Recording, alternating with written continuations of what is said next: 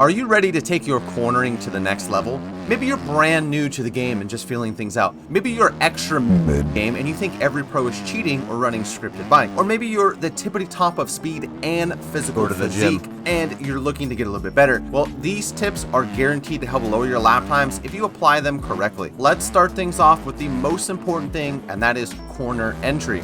This is the most important skill you can learn when it comes to not only cornering, but lowering overall lap times. If you have watched any of my tip videos in the past, you've probably heard me say this before, but in this video, I'd like to take a little bit of a deeper dive. Let's take this corner here on Redbud 2K. If I come into the corner from this angle, you can see that my speed was as low as 45 kilometers per hour at one point, and I entered the corner at 63 kilometers per hour. But if I move over just slightly to the left and enter this corner from a much better angle, I entered the corner at a whopping 90 kilometers per hour. Yes, that is 27 kilometers per hour faster than when I had poor corner entry. Throughout the corner, it was even faster in some spots, reaching a solid 30 kilometers per hour faster. If you master only one thing from this list of tips I'm giving you, please let it be this, because this is absolutely how you're going to lower your lap times. Next up is what to do in the middle of the corner and the exit of the corner. And this one's really simple. MX Bikes really rewards being smooth. So through the middle and exit of the corner, it is literally just make sure you're smooth on your throttle as well as your lean angle. Don't do any of that tappy stuff that Doc used to do. It really disrupts the bike, and you're either going to go over the berm by not steering enough, or you're going to front tug by steering too much. So just keep a nice, smooth, consistent throttle and lean input and you'll be all right. A lot of people come into my streams or my comment sections and ask me when they should sit and stand. Is there even a right way, or is it all just personal preference? Well, to be honest, I think it's a little bit of both. You have people like Finn out there who's one of the top pros and he rarely sits. But then there are certainly situations where it's a must.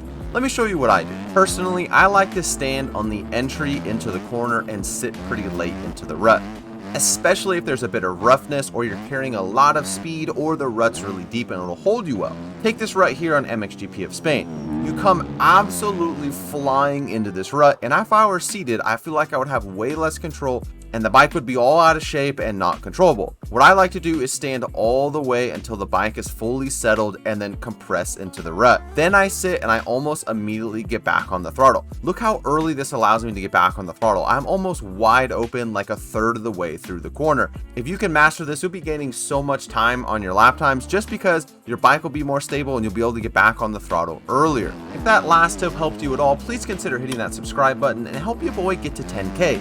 Should you be using rider left and right lean or forward and back lean when turning? Personally, I'm going to be honest, I don't think counter leaning or leaning into the turn really works anymore. I know counter leaning worked a lot in beta 16, but I don't think it really works that much anymore. I usually just lean back until I enter like the apex of the corner, and then I just let the rider go neutral. I will say that leaning forward is actually really helpful depending on the situation. If you want to turn a bit sharper, you can lean forward, or if you feel like you're losing front end traction, you can lean slightly forward, like I'm talking like 10-20% max, and that will help you with a little bit of front end traction. Rather than that, I think you just kind of leave the rider as neutral as possible.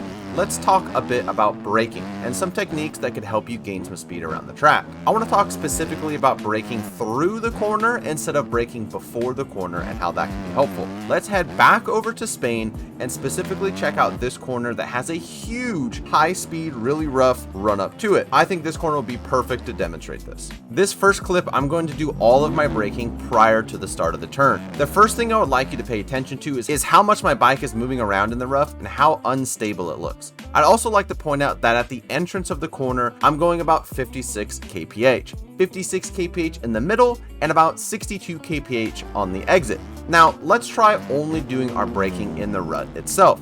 This allowed me to carry way more speed into the corner, 17 kph to be exact. The bike was a lot more stable going through the rough stuff, and most importantly, I exited this corner with 5 or 6 more kph, which is absolutely huge. Also, I'd like to point out just how little brakes I used going into the corner. The brakes were really only used just to settle the bike and get me pivoted in the right direction of it. In fact, I don't think you really even need the brakes.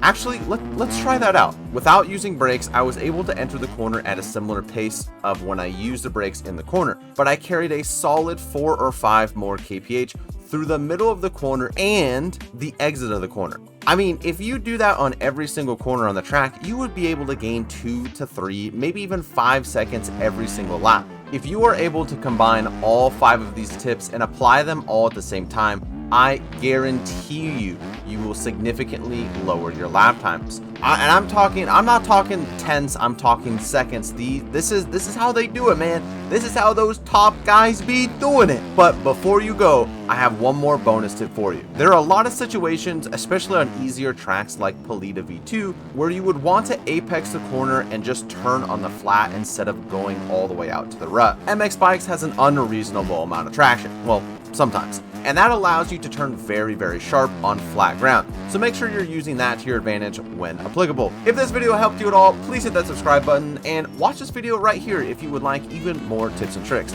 As always, I love you and Jesus loves you, and I hope you have a blessed day.